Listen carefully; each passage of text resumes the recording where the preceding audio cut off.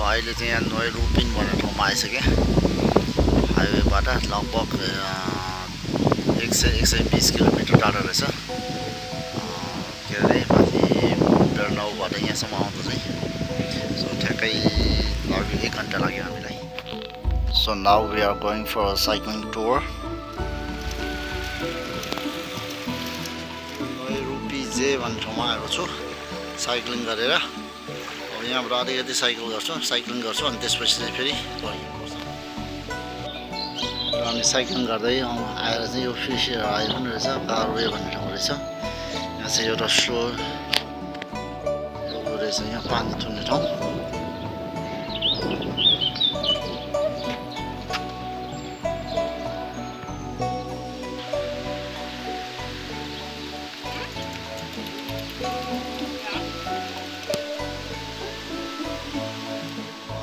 तालको वरिपरि एक चक्कर परिक्रमा गरेर अहिले चाहिँ यहाँ आइसकेँ